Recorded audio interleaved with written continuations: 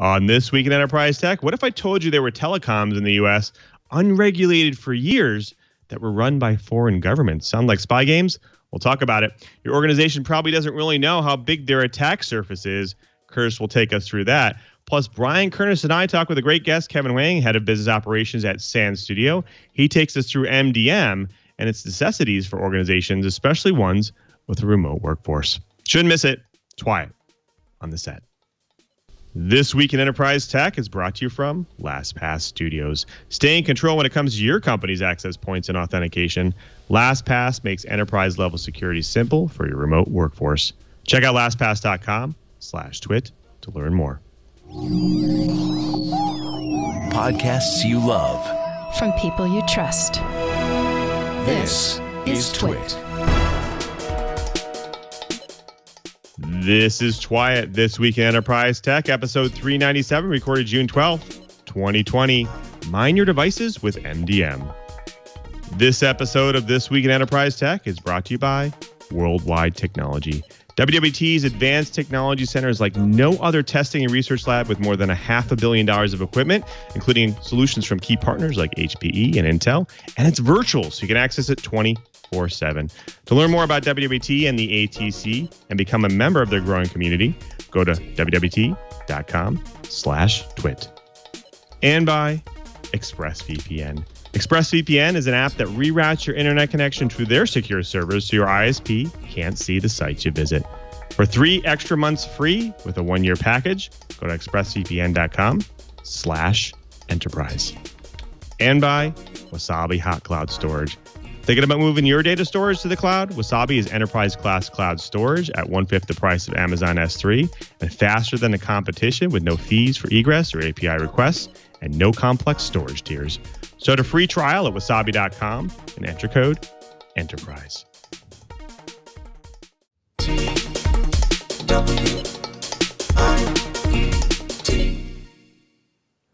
Welcome to TWiT, This Week in Enterprise Tech, the show that is dedicated to you, the enterprise professional, the IT pro, and that geek who just wants to know how this world's connected. I'm your host, Louis Maresca, your guide through this big, giant world of the enterprise. But I definitely can't guide you by myself. I need to bring in the professionals, the experts in their field, starting with our very own Mr. Curtis Franklin. He's the senior editor over there at Dark Reading. Curtis, great to see you, my friend. How are you doing? It is great to be here on a non-stormy day in Florida. We've had a bunch of storms, including a tornado that rolled through my neighborhood over the weekend. Wow. So this is wonderful. It's pleasant temperature, calm winds, and all in all, a great day to be here on TWiT. It's great to have you. Well, speaking of experts, we also have a very busy person here as well. He's the geek in paradise, Mr. Brian Chee. Cheebert, how's the Chee family doing down there in the great state of Hawaii? Oh, the family's good. You know, we're packing like crazy, trying to get the house ready to move for when the quarantine gets lifted and I can actually cross state lines again. But I am contemplating doing a midnight run on a city park to try and cut a branch on a tree so that my microwave actually can get through. It's only a 1-degree beam. It's pretty cool. You can actually get a MikroTik gigabit 60 gigahertz dish, a pair of them for under $300, and it'll give you a full duplex gig, but leaves on a tree block it. So especially when it gets rainy and the leaves are full of water and so forth. So we're contemplating a midnight run. Very nice, very nice. Well, you're building gigabit networks over wireless, and I'm having trouble with my Logitech wireless mouth in an open window in an open room here. So you're doing a lot more than I am, that's for sure. But thanks for being here, Cheebert. Well, speaking of interesting weeks, we have a really interesting week in the enterprise. We've all felt really uneasy about our device data kind of being stolen by state actors abroad. But what if I told you there were telecoms in the U.S. that have been unregulated for years and are actually run by foreign governments? Sound like spy games? Well, we'll talk about it. You ever wondered the attack surface your organization has? Well, I bet it's larger than you actually think. Curtis is going to take us through that. Plus, with remote workers at a high and you bring your own device to work, you might ask, well, do I need mobile device management? Well, Kevin Wang, head of business operations at Sand Studio, is going to talk MDM and how you can get up and running on MDM and start securing your endpoints. But first, it's been a busy week in the enterprise, so let's go ahead and jump into this week's blips. Now, if you and your organization have services or sites, you're probably familiar with SSL certificates and the renewal process. Nowadays, CDNs even warn you when your certificate's even going to expire. Now, in order to secure your internet connections, applications depend on the server presenting a valid certificate to the client.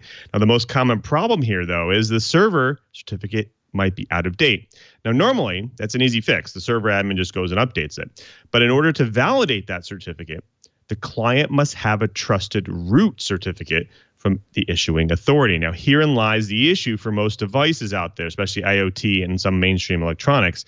The devices like smart TVs and refrigerators have a weakness, and it might cause them to actually start failing in the near future. Now, typically, root certificates have a long lifetime, such as around 25 years, but nevertheless, they do expire. And if one is embedded in a smart TV or a fridge or a security system, the consequence is that it will stop connecting while giving users little clue about what's actually gone wrong.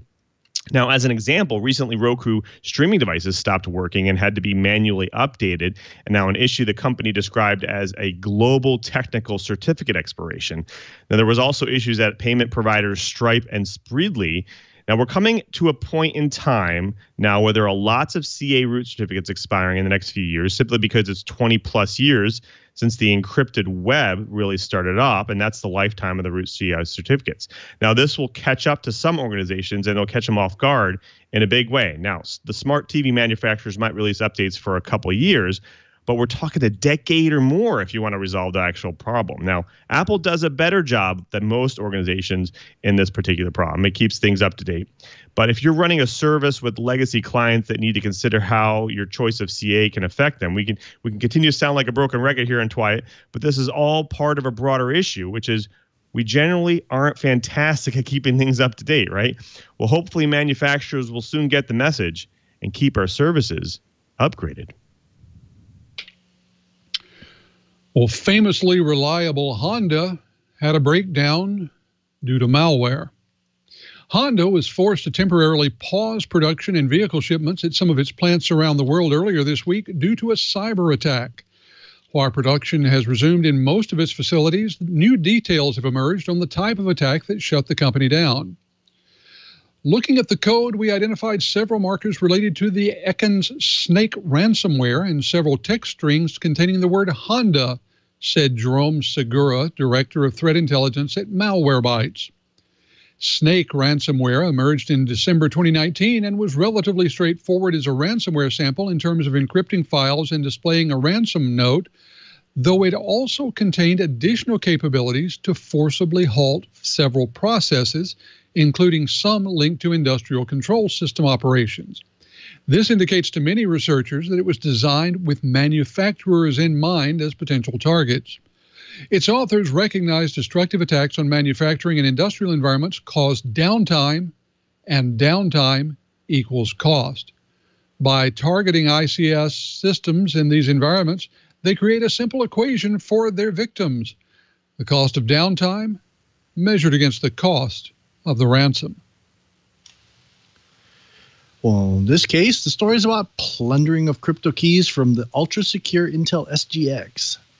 Makes Intel start scrambling again. For the past 2 years, modern CPUs, particularly those made by Intel, have been under siege by the unending series of attacks that makes it possible for highly skilled attackers to pluck passwords, encryption keys, and other secrets out of silicon-resident memory. This last Tuesday, 2 separate academic teams disclosed 2 new and distinctive exploits that pierced Intel's Software Guard extension, by far the most sensitive region of the company's processors. Abbreviated as SGX, the protection is designed to provide a Fort Knox of sorts for the safekeeping of encryption keys and other sensitive data, even when the operating system or virtual machine running on top is badly or maliciously compromised. SGX works by creating trusted execution environments that protect sensitive code and data it works from monitoring or tampering by anyone else on the system. Key to the security and authenticity assurances of SGX is its creation of what are called enclaves, or blocks of secure memory. Enclave contents are encrypted before they leave the processor and are written in RAM. They are decrypted only after they return. The The job of SGX is to safeguard the enclave memory and block access to its contents by anything other than their trusted part of the CPU. I just have to wonder if Intel is bungling their security due diligence or if they're just the biggest target on the block. Gotta feel bad for them. Either way, this is making Intel CPUs a harder choice for the data center. Now, it wouldn't be an enterprise week without a leak. Now, this past week, the city of Knoxville, Tennessee had to shut down large portions of its computer network after being hit overnight by a ransomware attack. Now, the attack was first noticed by members of the Knoxville Fire Department around 4:30 a.m. in the morning.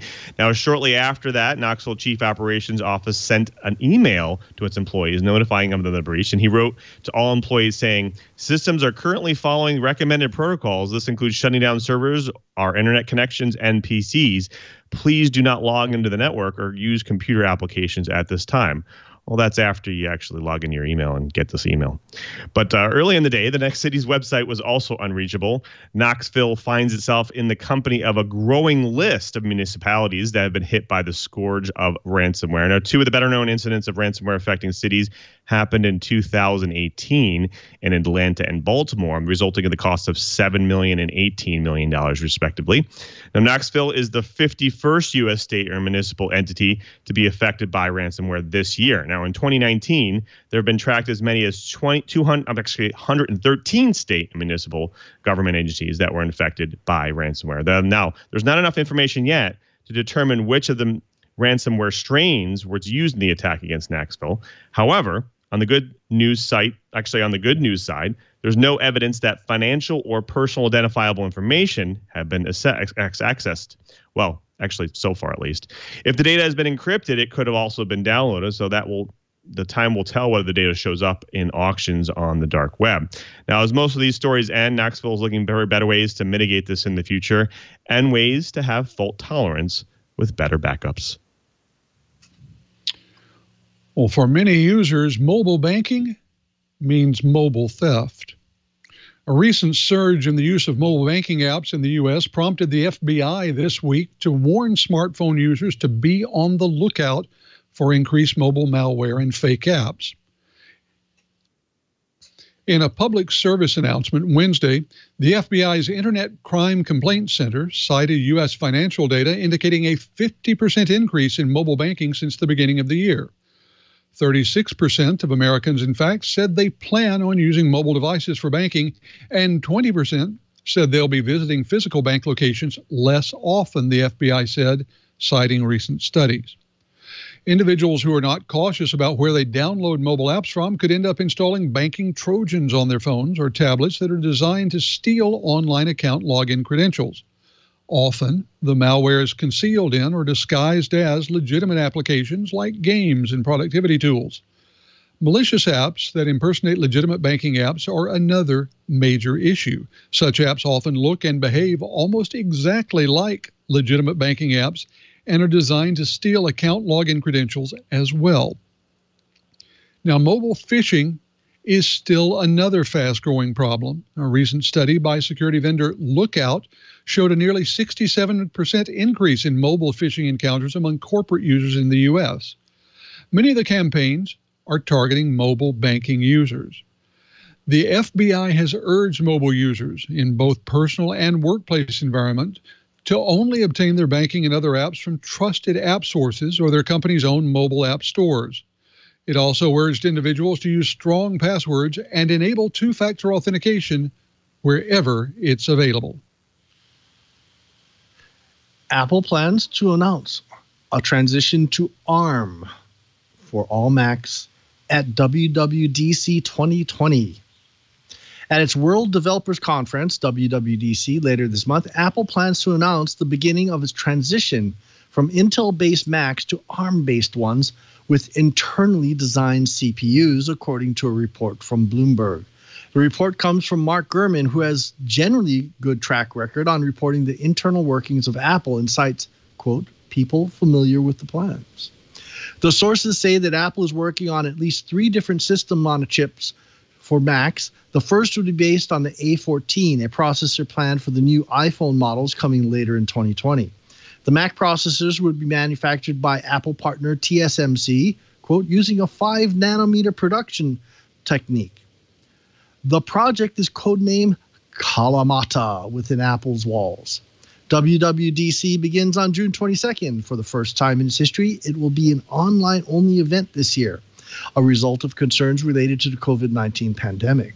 The Bloomberg report notes twice that world events and other factors make it possible Apple will delay the announcement, but the company's leadership wants to share the plans at WWDC if possible as a way to give Mac software developers ample time to adjust to the change, which is expected to begin with the launch of their first ARM Mac hardware in 2021.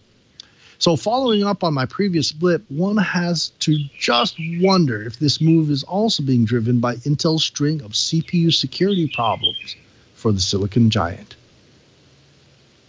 Now, it's always interesting to hear the latest in spy tech. Now, sometimes they take novel ideas and use them in extraordinary ways. Now, the list of sophisticated eavesdropping techniques has steadily grown over the years, with such models as wiretaps, hacked phones, bugs in the wall, even bouncing lasers off a building's glass to pick up conversations inside. But I think it's time we add another tool for audio spies: any light bulb in a room that might be visible from a window. That's right, a light bulb. And I bet you have one of those right next to you right now, right? Well, researchers from Israel say that they revealed a new technique for long-distance eavesdropping they call Lamphone. Now, they say it allows anyone with a laptop, less than $1,000 of equipment, just a telescope and $400 electro-optical sensor, to listen in on any sounds in the room that's hundreds of feet away in real time, simply by observing the minuscule vibrations those sounds create on the glass surface of a light bulb inside. Now, measuring the tiny changes in light output from the bulb that those vibrations cause, the researchers show that a spy can pick up sound clearly enough to discern the contents of the conversation or even recognize a piece of music. Now, what might also surprise is that any sound in the room can be recovered from the room with no requirement to hack anything and no device in the room. You just need a line of sight to a hanging light bulb, and that's it. Now, Stanford computer scientist and cryptographer Dan Boneh argues that the researchers' technique still represents a significant and potential practically new form of what he calls side channel attacks. Now, one that takes advantage actually of unintended leakage of information to steal secrets. Now, if you're concerned that you will be subject to such attack, there's a good news, especially for the tinfoil hat people out there. Just cover any hanging light bulbs, or better yet, close the curtains. Now, if you're paranoid enough to be concerned about this sort of spy game, hopefully you've already used anti-vibration devices on those windows to prevent eavesdropping with a laser microphone. Well, folks, that does it for the blips. Next up, the bites. But before we get to the bites, we have to thank a really great sponsor of This Week in Enterprise Tech, and that's Worldwide Technology. Now, I can tell you one thing. I've visited this Advanced Technology Center, and if you have a chance to go, you should definitely go, because it's truly an amazing place to be. Now, I've used Worldwide Technology's Quick Start architectures before to create a proof of concept, and in fact, I did some integration testing with it, and I can definitely tell you it will save you time and money. Now, they began building it 10 years ago, and it's grown exponentially. It's really like no other testing and research lab you've ever seen. Now, listen to what the lab actually contains. More than $500 million in equipment from hundreds of OEMs and key partners ranging from high-tech heavyweights like HPE and Intel to disruptors like Equinix. Now, when you are developing products, you actually want to work with an organization you can trust, right? Well, especially in the long term. Well, WWT is that trusted partner that will stay with you over the years. In fact, many of their customers have been with them for over a decade because they know WWT is where they can go to get the answers they need to make sure their business runs right. Now, their ATC is an incubator for IT innovation. Now, you can have schedulable and on-demand labs like HPE's InfoSight Lab, along with hundreds of other labs representing the newest advances in cloud-based machine learning to provide global insights into the status and health of infrastructure in one location, and much, much more. Now, learn about products before you launch. WWT's engineers use these environments to quickly spin up proof of concepts and pilots using the sandbox so customers can confidently select the best solution. Now, in many cases, this reduces concept time from months to weeks, which actually increases speed to market. Now, they offer lab as a service as well. It's a dedicated lab space within the ATC. Here, customers can perform programmatic testing using the vast technology ecosystem that WWT has already built. Now, it's virtual, so you can take full advantage of the ATC's unique benefits anywhere in the world 24/7. Now, WWT's engineers are in these labs every day. They're beta testing new solutions based on the latest and greatest HPE technologies, and they're building reference architectures and custom integrations to help their customers make decisions and see results faster and with much less investment. Now, WWT has launched their new digital platform encompassing the ATC ecosystem. Now, this ecosystem creates a multiplier effect of knowledge, speed, and agility anytime, anywhere around the world for their customers. Now, get access to articles, case studies, hands-on labs, and other tools that make the difference in today's fast-paced world. To learn more and discover why organizations across industries turn to WWT to guide them through their digital transformation journey, visit wwt.com/twit. And don't forget to create a My WWT account to access resources available through WWT's Advanced Technology Center ecosystem. That's wwt.com/twit. WWT, delivering business and technology outcomes around the world. And we thank WWT for their support of This Week in Enterprise Tech. Well, folks, it's now time for the bites.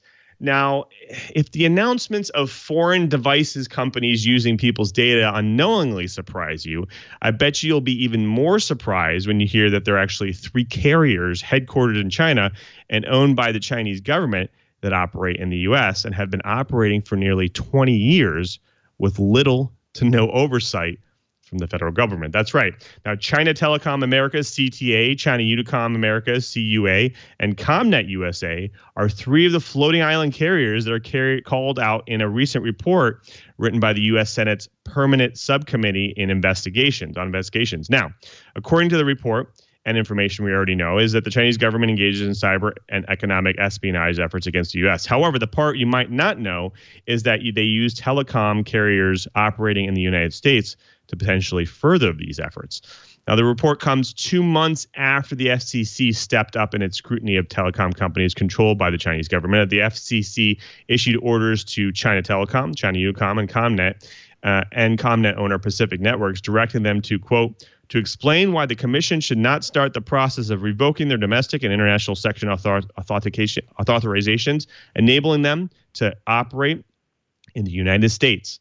But the FCC and other agencies had previously failed to exercise proper oversight of these companies that the Senate actually reports here. Now, when the China Telecom applied for the authorization to operate in the U.S. in 2001, Team Telecom did not object, and FCC thus streamlined the application and improved it 2 weeks after accepting it for filing. Now, Team Telecom finally began substantive oversight of CTA in 2017, in part with a site visit that, quote, identified certain concerns related to CTA's storage of U.S. customer data.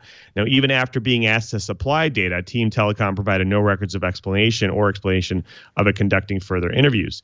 Now, the hands-off approach changed by April 2020 when Team Telecom recommended the FCC revoke and terminate CTA's Section 214 authorizations because of, quote, substantial and unacceptable national security risks.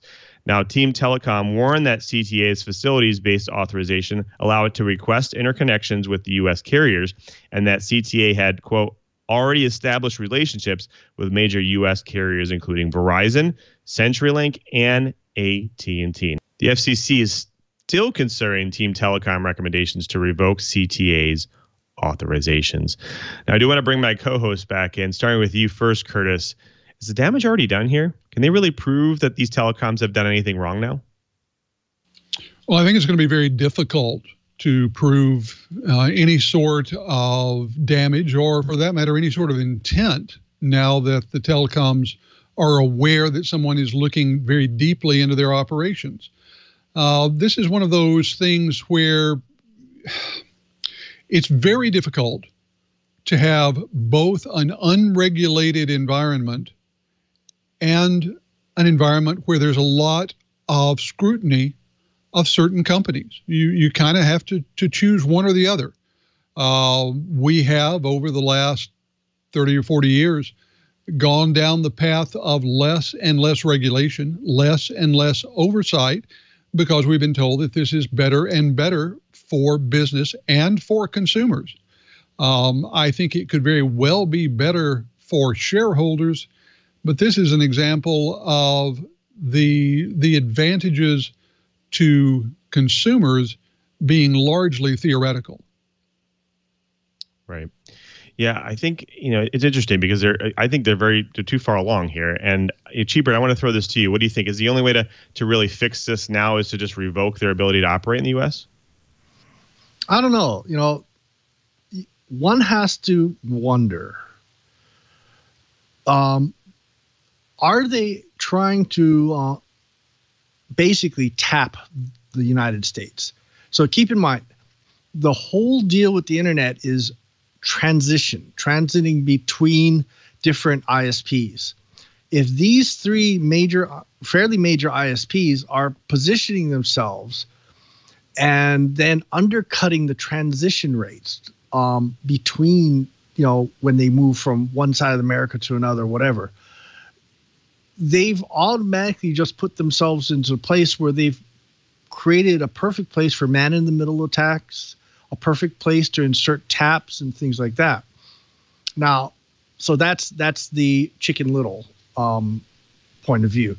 Now, the other point of view is, if they're going to do that, then the United States carriers should be able to do the same thing in China. I'm pretty sure they'll be given all kinds of extra money from the CIA and NSA to be able to go and do startups in China so they can do the exact same thing. And that would be perfect for the NSA. So yeah, China, I can see what you want to do. It's a great business model. But if you're going to purposely undercut competition, expect the United States to do the exact same thing to your homeland. Right. Now, Curtis, this sounds like a time, if any, for some legal guidance on ownership of telecom companies in the U.S. by foreign powers, doesn't it? Well, you would think so, but then you start getting into companies like Deutsche Telekom, which is the primary owner of T-Mobile, SoftBank, which is the Japanese owner of a number of telecom interests here in the U.S. It's difficult, not impossible, but difficult to write a highly targeted law that only affects the people that you want it to affect. For an example, in an entirely different area, let's look at what happened in California when they wanted to have Uber and Lyft treat their drivers as employees. They've ended up having a huge negative impact on things like journalism and the motion picture industry because of the way they structure their business. The law of unintended consequences is going to be at work no matter how noble your intention. And this is one where I think they would have to carve out some very, very specific laws if they just wanted to prevent those from one nation from owning telecoms. Well, I'm sure things will unfold in the coming weeks, and I'm sure that we'll see some regulation coming very, very soon. But one thing I'm actually wondering about, Curtis, is, lots of organizations think, hey, they've covered their attack surfaces, they've had firewalls, and they've done the right things. But do they really know how large their attack surface is? What do you think? Well, there's a lot of research that says that the attack surfaces at most businesses is much larger than their executives believe. Especially lately when companies have been focused on employee system and cloud infrastructure because of all the work from home changes, they're not capturing the true extent of their attack surface area, which includes things like phishing domains using a business's brand, counterfeit mobile apps, and vulnerable web frameworks and plugins. This is according to a survey of vulnerabilities published earlier this week. In its analysis of an attack surface report, security firm RiskIQ found that a quarter of the top 10,000 Alexa domains had servers running at least one vulnerable web component, and that the largest companies typically had more than 300 expired certificates. Now, both of these are things that we've been talking about here on TWiT for a long time and right up to today. And all of these are going on development testing sites, which are accessible from the internet. It is just over and over and over again that we see things like outdated versions of PHP, domains using brand lookalikes, or for that matter, small components from open source projects that are not currently supported. The sheer variety of potentially vulnerable components underscores the fact that companies often don't know about all the assets and potential vulnerabilities that they've exposed to the internet. Now, the vast majority of external breaches are due to vulnerabilities into which a company has no visibility, or perhaps once lost visibility but has lost it. For example, the massive data breach that hit Equifax originated in a server with a known vulnerability in Apache struts that the company believed had been patched. Other breaches have been caused by companies leaving misconfigured storage servers, especially S3 buckets, open to public access. Research has found that 71% of applications used in open source libraries tend to have a known vulnerability. And the average large enterprise has almost 8,500 hosts, almost 2,000 domains, and nearly 5,000 live websites. Now think about that. The average large enterprise has more than 5,000 live websites. Just the sheer size of the footprint means that it's going to be borderline impossible for these companies to lock down their surface attack areas. So the problem is getting worse. Overall, the internet grows by more than 200,000 domains and 55 million hosts per day. Let's say that again. The internet grows by more than 200,000 domains and 55 million hosts per day. So using just the biggest companies as an example, RiskIQ, the company we were talking about, has said that these companies have huge attack surface areas. Smaller companies, they say, have smaller attack surfaces. The biggest danger for both, though, is having pieces of an attack surface that they don't know they have. Can't tell you how many CIOs I've interviewed where I've asked them how many domains they have, how frequently they're using open source software in their enterprise, how many cloud apps they're using. And after a rigorous audit has done, we found that their answers have been off by an order of magnitude. So let me ask first, Lou, do you think that most of the CIOs out there, most of the security executives have any idea how big their attack surface is, or do you think that they're happy in their blissful ignorance? I think all executives live in some sort of bubble. I definitely believe that. But I think that, if their IT organization's doing the right thing with, producing services that are doing alerting and they're watching traffic, then maybe they are informed. But I would say most often than not, a lot of organizations I've seen or worked with are definitely kind of clueless to all the different edges in their network. And in fact, even themselves being an edge, whether they're working on their own device or they're working on, off the network, they're working remotely on a device, installing services and other things on those devices. So just really knowing the extent of it, I just think it's, like you said, ignorance is bliss, I think, at this point. And I see a lot more organizations taking on tooling and services to help them with this to gain more visibility for sure. Well, gaining visibility is a critical issue. But Brian, I want to turn to you because I know that you're very aware of a lot of the open source projects out there, and you're a big proponent of open source projects.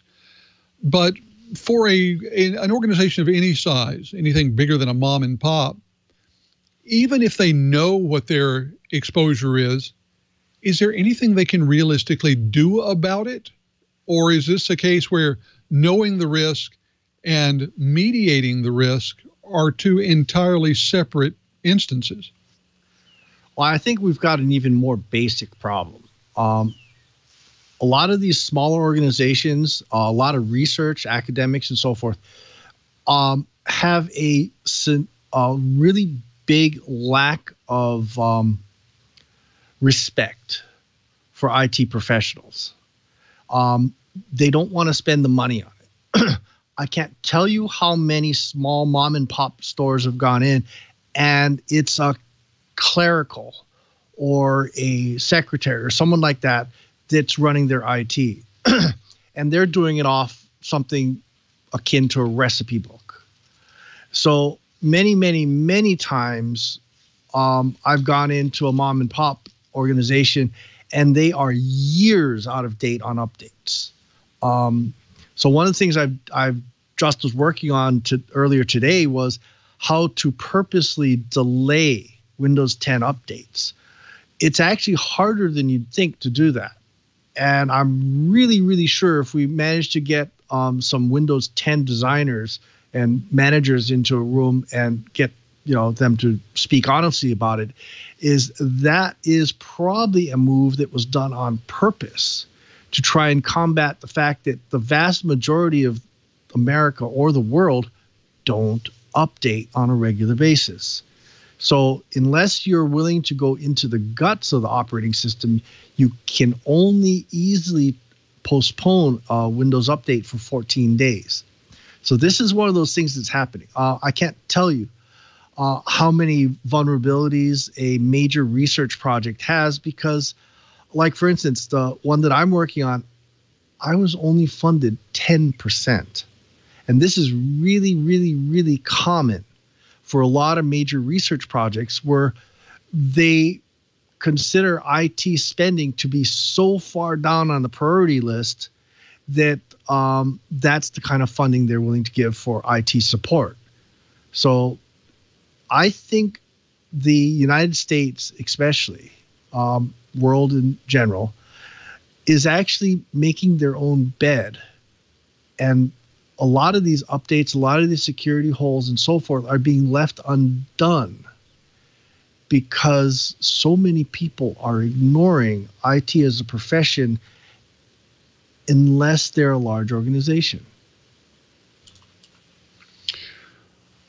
Well, ignoring the professionals, downgrading the respect given professionals. These are things that we're hearing a lot right now, especially as companies sort of retrench and focus on things like revenue over security during the pandemic. It's going to turn around and bite them, guaranteed. And that's going to give us a lot more to talk about, both in my day job over at Dark Reading and here on TWiT. Well, we've got plenty to talk about on this episode of TWiT. We're going to get to it in just a minute. But first, I think that Lou has some company that he would like you to hear about. Lou, back over to you.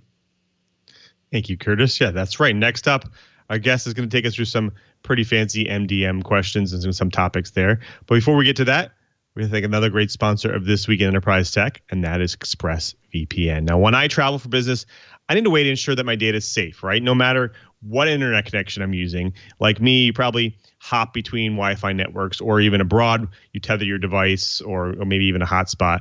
But that might be on an unfamiliar network, right? Well, what better way to ensure your security and privacy than by using ExpressVPN? Now, when I use it, I don't even know I'm using it because the number of global nodes help and the speed of a network is awesome. Now, the latency is really low, and I don't even notice it even when I'm watching videos. Now, I know most of you are probably thinking, why don't you just use incognito mode in the browser, right? Well, let me tell you something. Incognito mode doesn't hide your activity. It doesn't matter what mode you're in or use, how many times you clear your browser cache or history.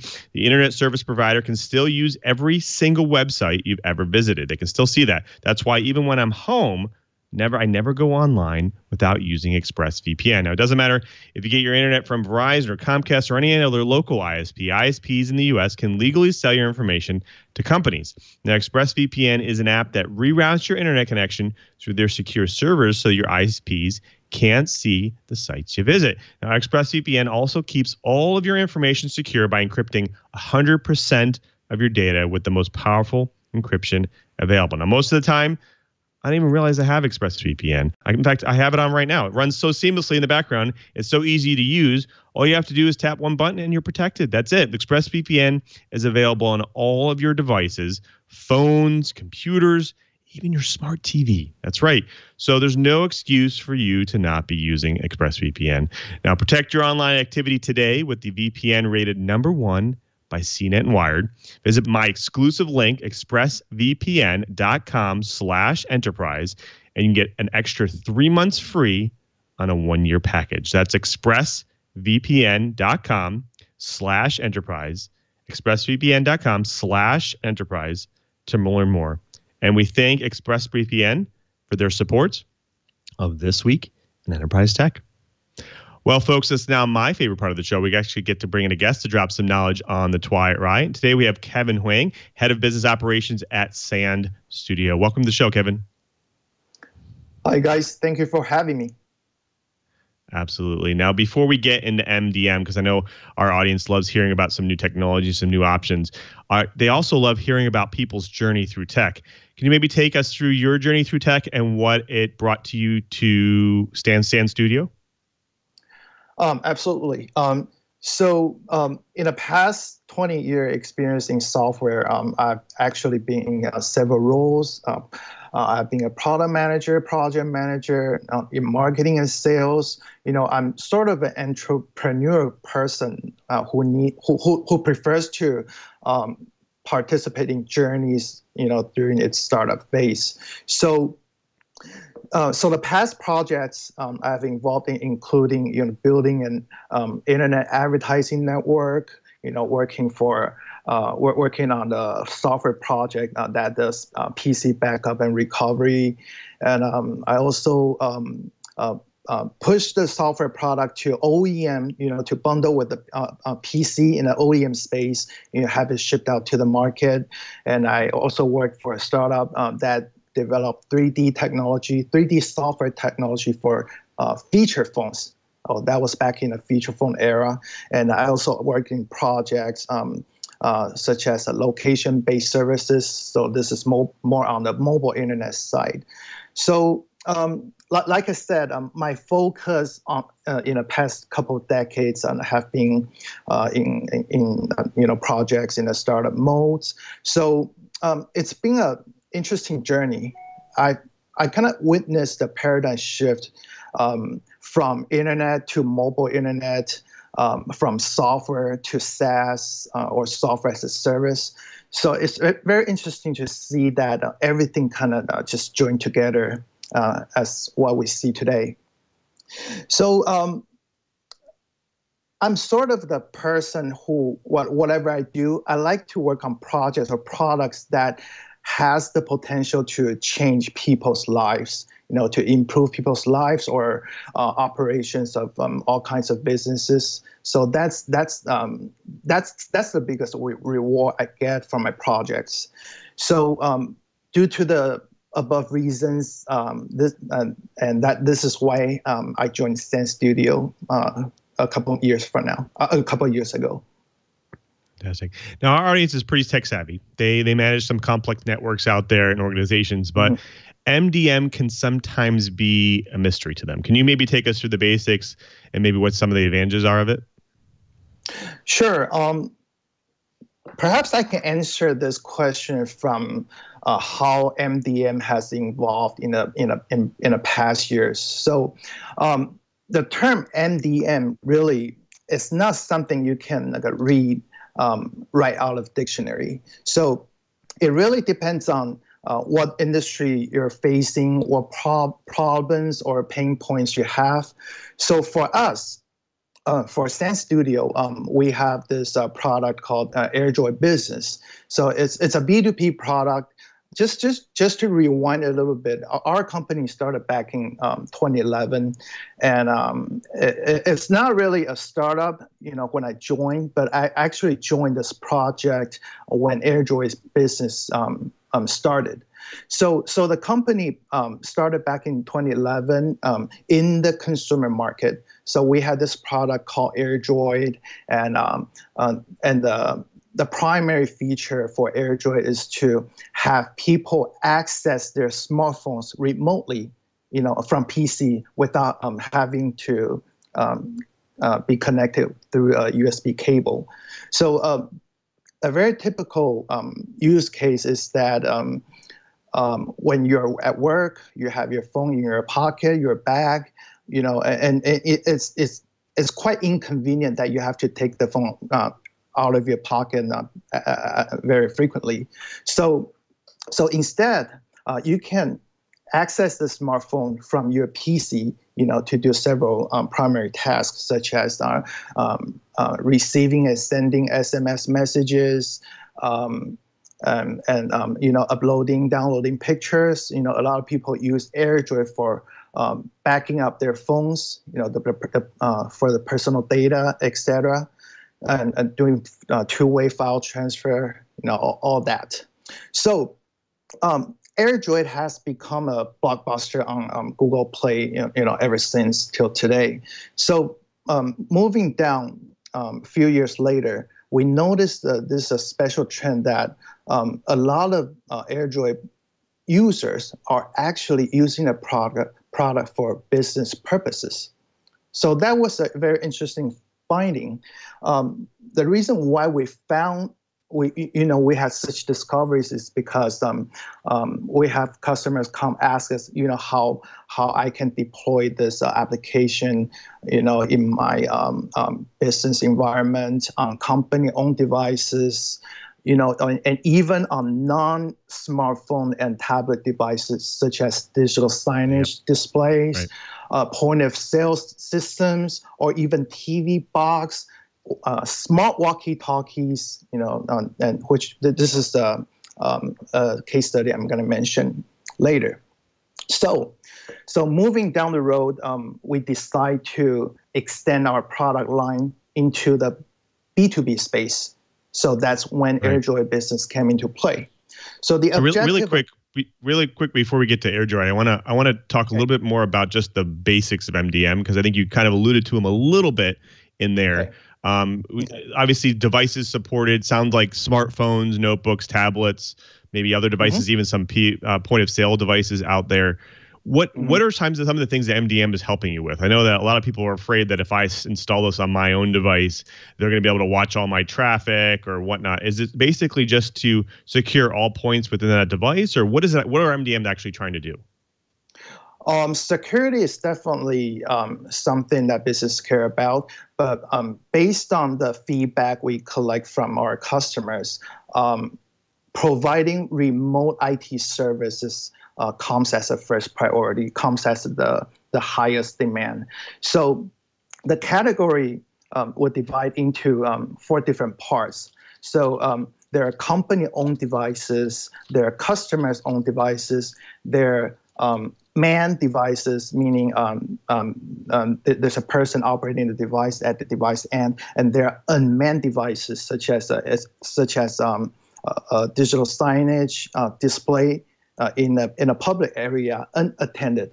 So based on these 4 categories, we notice that there are specific requirements, that people have, that the IT administrators have. So it's really industry specific, and the pain points, the specific requirements you have. So we acted like a consultant or a customer success personnel that helping customers who come to us and see if we're a good fit for them. So most organizations, it seems like they consider these things to be on devices that the actual users interact with. So like mobile devices, tablets, laptops, that kind of thing. But it sounds like you're saying that also MDM can impact enterprise level products that might not even be, they're kind of unmanned. They're just maybe devices and stuff that are on the network or need to interact with network data that are just out there, and they need to be able to be managed even if, let's say, the device is stolen or removed. Is that the case with AirPlay and some of the other solutions that are out there?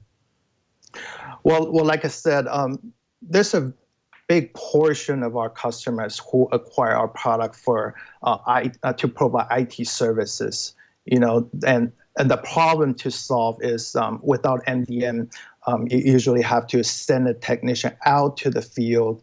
It's costly, it's time consuming, and so with remote.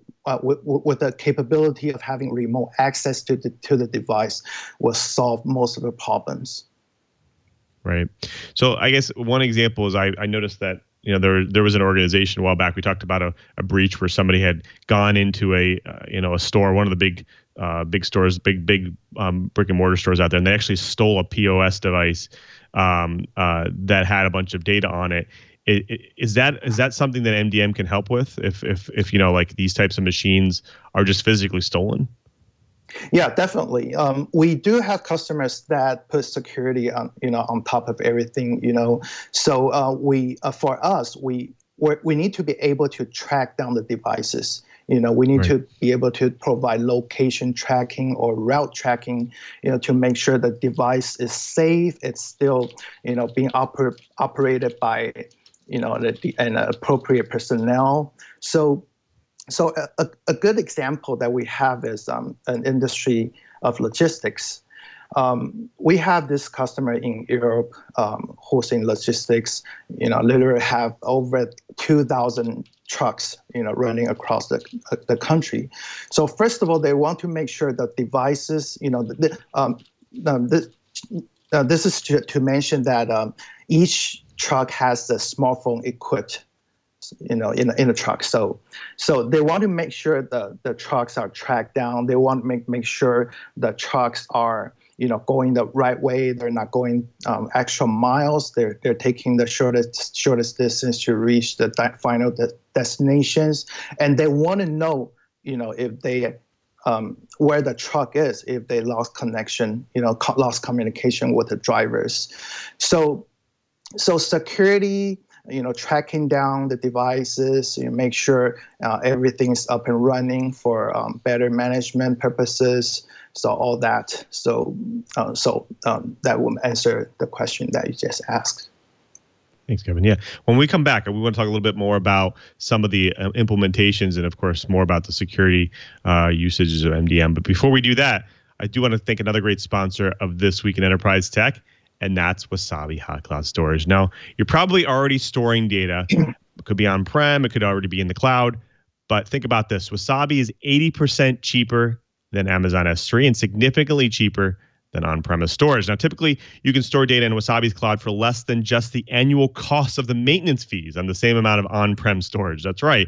Wasabi's disruptive price-performance model makes buying cloud storage a natural addition. In fact, if you're a managed service provider, Wasabi is a perfect solution for you to sell because you can earn more while charging less. Now, there are two ways to pay here. You can pay as you go, or you can pay one time with reserved capacity storage. Now, Wasabi's reserved capacity storage makes buying cloud storage a natural addition to your on-prem storage. Now, if you're thinking about buying more hardware storage compared to the price against 5 years of just reserved capacity storage, you can purchase cloud storage in 1, 3, or 5 year increments and achieve greater discounts for term and capacity. Now, Wasabi's security is often even greater than on-premise storage. It provides 11 nines of durability. This means that on average, you'll lose one file every 649,000 years. So basically, you're never going to lose that file. And it's hosted in premier Tier 4 data center facilities that are highly secure and fully redundant. In fact, Wasabi is secure by default, and all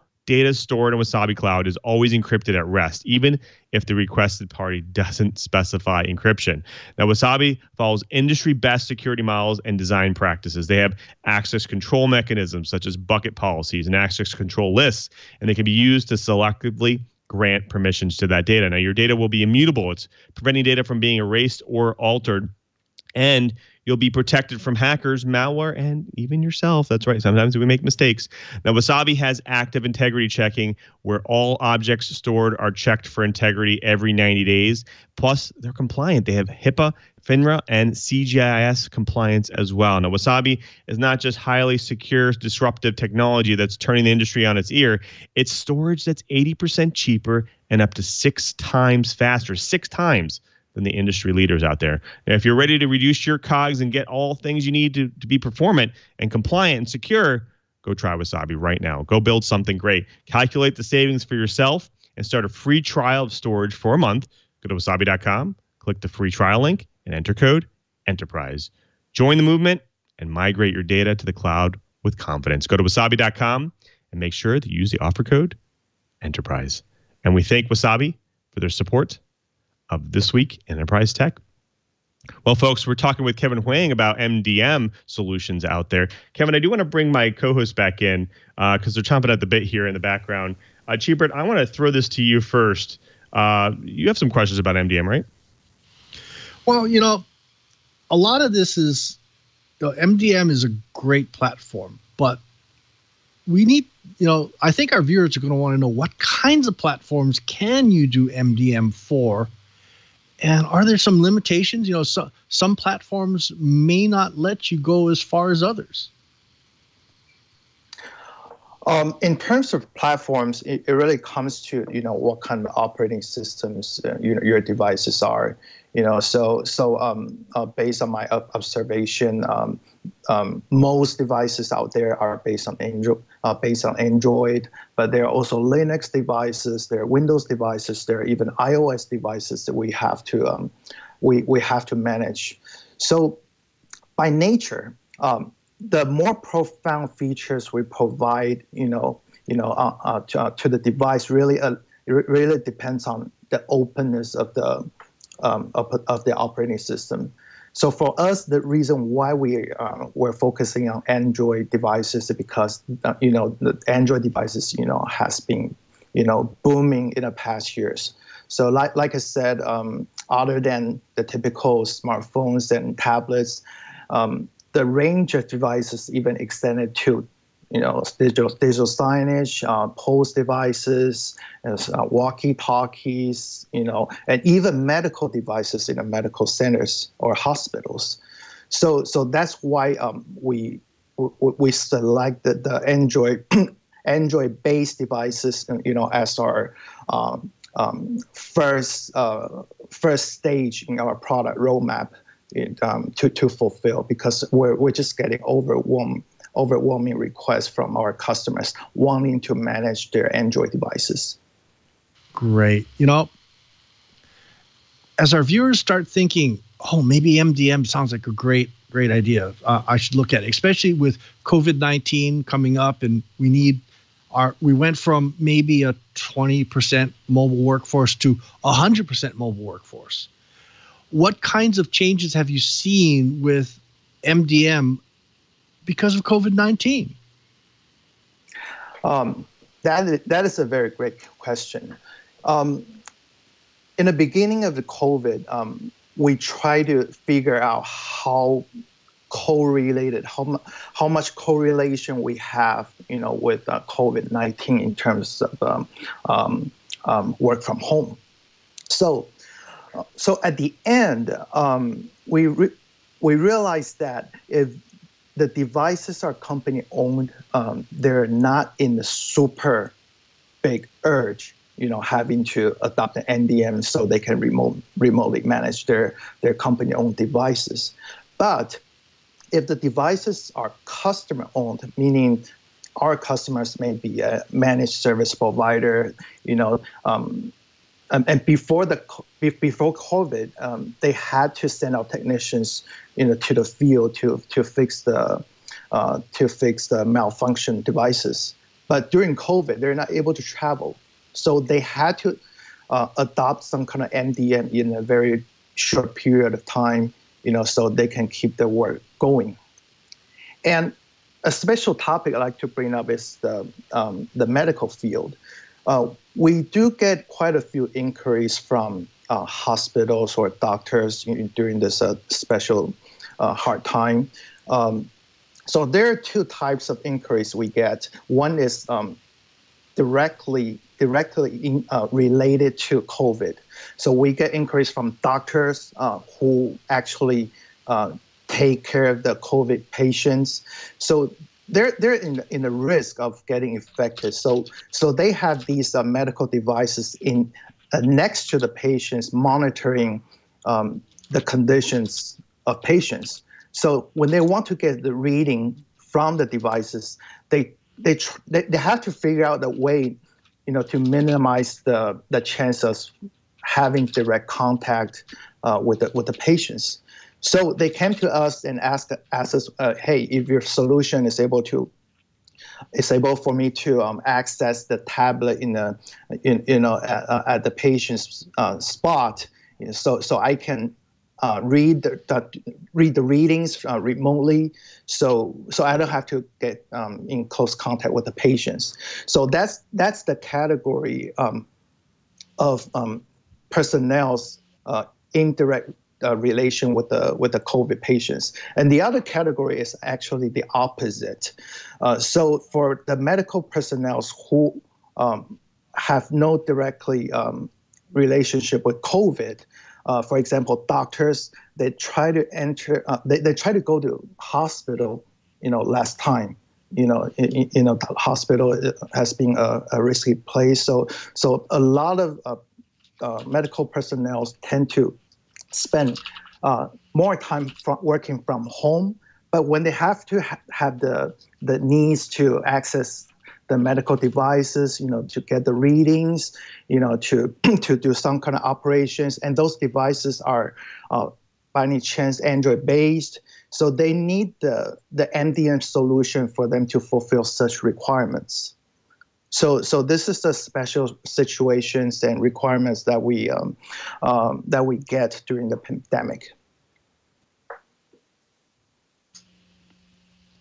Well, I'm excited about MDM as a whole because it's been fascinating to watch the industry develop from the very rough tools 5 or 6 years ago to much more finely grained tools now. But I'm curious, when you have a situation like we've had in the last 3 months, where many companies have gone from a policy where very few people were working on a mobile basis to one where the whole company is working on a mobile basis, how easy or difficult is it to roll MDM into your security situation when it almost literally has to be implemented company-wide overnight? Okay, so the process of implementation really depends on the size of the organization. So if you're an SMB, you only have like 10, 20 devices you need to manage, and those are carried by employees. It's fairly quick. So and on the other hand, if you're an enterprise, you have a lot of policies, securities, all that need to be put into consideration. You need some kind of advanced version of MDM. So if you're out searching for ideal MDM for your organization, first of all, you need to define the size of your organization, how much policies or security concerns you have, and if you have a professional IT team, or you're a small business and you're just a business owner that want to do everything, without having a sufficient IT knowledge. So there are variables.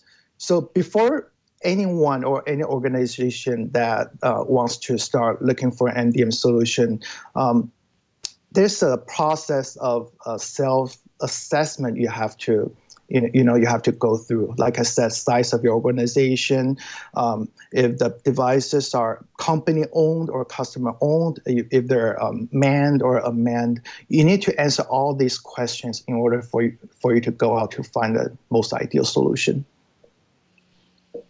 You brought up something in your answer that I'd like to poke at just a little bit more.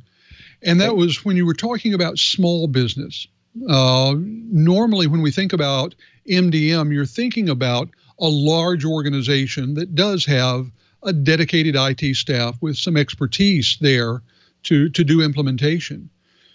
Is MDM something that is a realistic possibility for smaller organizations? Let's say not necessarily a mom and pop. That may be a little too small, but an organization that perhaps only has a very small IT staff made up of generalists rather than one with different departments of specialists. Is MDM a realistic possibility for that smaller organization?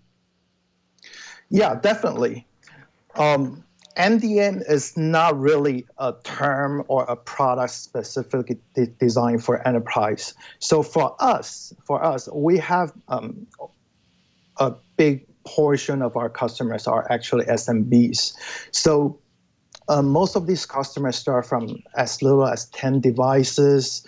And of course, there are tutorials we have to provide online or on video conferencing. So the way we build our product, have the concept of targeting users who are tech savvy or non-tech savvy. So the process of building this product, have to put into consideration is it has to be intuitive, it has to be straightforward, it has to be self-explanatory, and the process of deployment has to be quick, regardless the amount of devices you have. Even you have as low as 10 devices, or the amount can go up to a couple thousand. The process has to be minimized in order to have the exchange for better productivity. Well, Kevin, thanks so much for being here. We're running a little bit low on time. I did want to give you a chance to maybe tell the folks at home where their organizations to go to learn maybe a little bit more about MDM and more about the Sand Studio solutions that are out there. Sure. We have this MDM solution, AirJoy Business. So you can get a free 14-day trial if you go to the website. If you're able to see the screen, or I can read it out. It's airjoy.com/TWiT, airjoy.com/TWiT.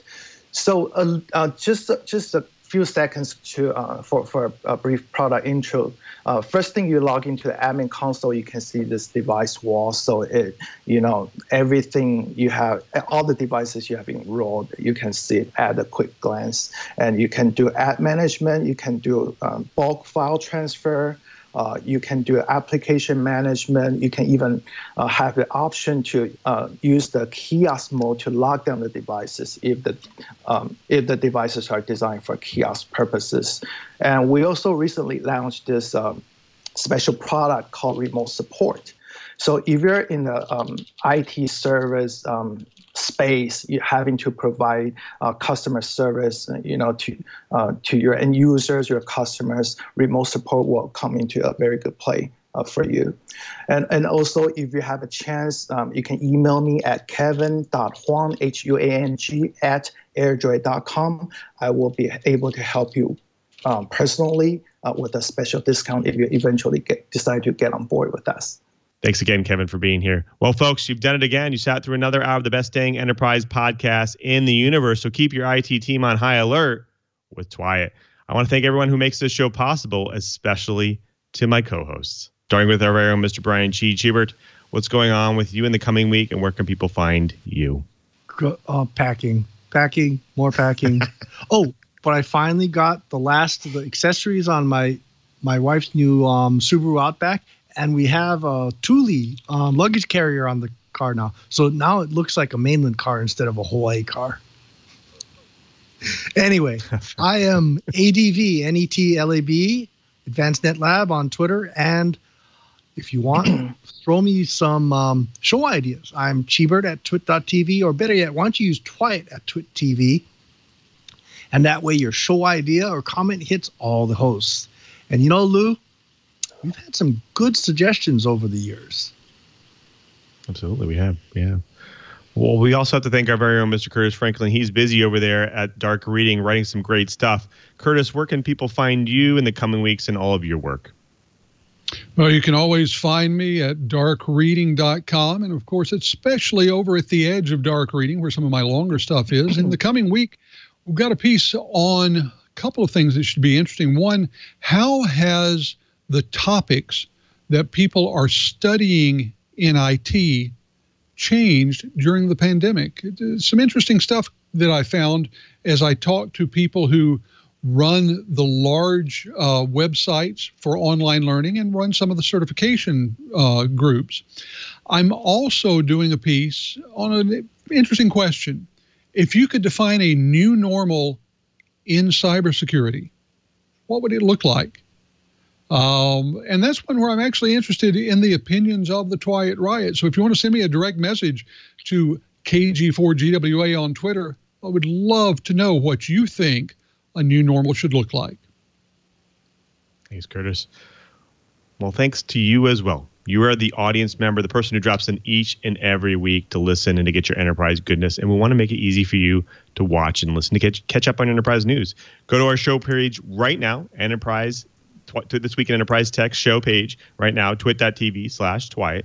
There you'll find all of our amazing back episodes, the show notes, co-host information, guest information, links that we do during the show, as well as, more importantly, next to those videos, we actually have really helpful subscribe and download links. Support the show by getting your audio version, your video version, your HD video version of your choice, and listen on any one of your devices and any one of your podcast applications as well. We're on all of them. It's the best way to stay on top of your enterprise and IT news every week. Now, after you subscribe, you can impress your friends with the gift of TWiT. Definitely show them the way and give them TWiT as well. Now, if you already subscribed and you're available at 1:30 p.m. Pacific on Fridays, we do this show live. You can check us out at live.twit.tv. You can actually come see how the show is run, come see the behind the scenes, come see how the pizza's made. That's right. Come see everything that's going on with TWiT live. Plus, if you're going to watch the show live, you can also jump into our chat room live as well. That's irc.twit.tv. There we have a lot of great characters in there each and every week. They give us some great content and some great questions for the guests and for the co-hosts. So definitely jump in there and be part of that as well if you're going to watch the show live. But if you can't watch the show live, can't be available during that time, that's okay. You can still be part of the discussion. We have a really great, amazing community out there. It's a 24/7 discussion over at twit.community. That's right, new website, twit.community. All the hosts are out there. We talk about the show content. There's a really great Twit community.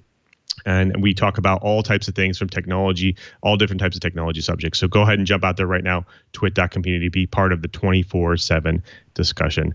Remember, you can always follow me, twitter.com/LouMM. There I post all my latest and greatest enterprise tidbits.